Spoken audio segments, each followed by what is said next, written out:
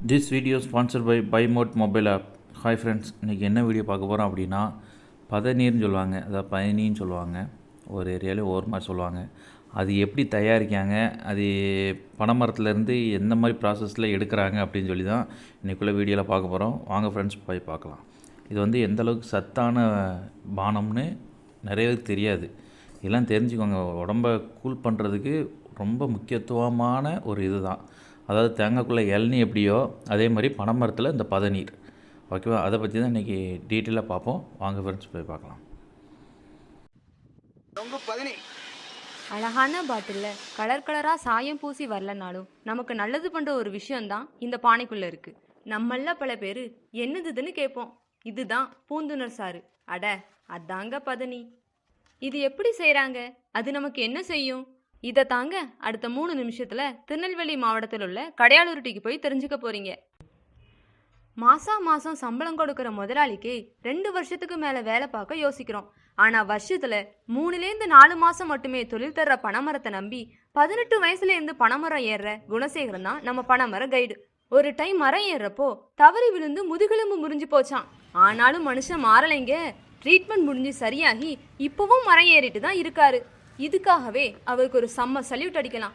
உங்க கால் கையிலலாம் என்ன தழும்புன்னு கேட்டா, அது வாங்க மரம் ஏறப்போ கிழிச்சதால வந்ததுன்னு ரொம்ப கூலா சொல்றாரு.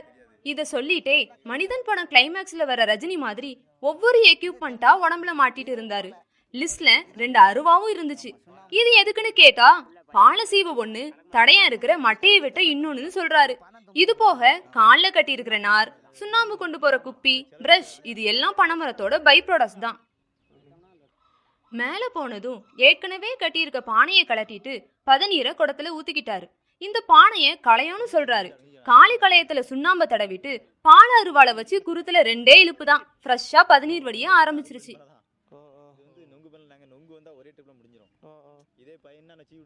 அடுத்து மரத்துல இருந்து இறங்க ஆரம்பிக்கிறாரு. அதுவும் 5 லிட்டர் பதநீரோட. மனுஷன் சும்மா சர்வ சாதாரணமா இறங்குறாரு. ஒரு மரத்துல 5-6 வரையிலான களையங்களை கட்டுறாங்க. ஒவ்வொரு நாளும் காலையிலையும் சாயங்காலமும் மரத்துல ஏறி பாலையை சீவி விடணும்னு சொல்றாரு. அப்படி சீவாம விட்டுட்டா பாலை காஞ்சி போய் பதநீரே வடியாதான். புயலே அடிச்சாலும் இதை தினமும் செய்வோன்றாரு. கீழே விழுந்த பனம்பழங்களை எல்லாம் ஒரு இடத்துல குவிச்சு வச்சு அது மேல மண்ணை போட்டு மூடி வைக்கிறாங்க.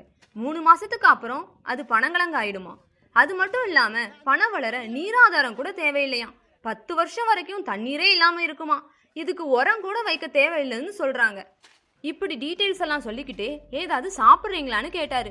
நம்ம வீட்டிலலாம் காஃபி போட கிச்சனுக்குள்ள போற மாதிரி டக்குன்னு ஒரு மரத்துல ஏறி நுங்கு வெட்டிட்டு வந்து கொடுத்து எங்களை சாப்பிட சொல்லிட்டே கண்டினியூ பண்றாரு நம்ம கைடு.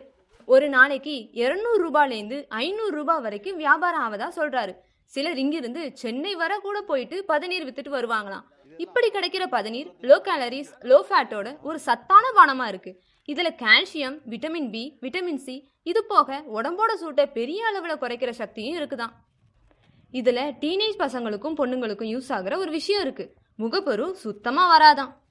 பதநீரும் நுங்கும் சாப்பிட்டா அம்மை நோய் 3 நாள்ல சரியாயிடுன்னு சொல்றாங்க. இங்க பாதிக்கப்பட்டவங்களை எல்லாம் ஹாஸ்பிட்டலுக்கு கொண்டு போக மாட்டாங்களாம். தினமும் 2 வேளை நுங்கும் பதநீரும் மட்டும்தான் தருவாங்களாம்.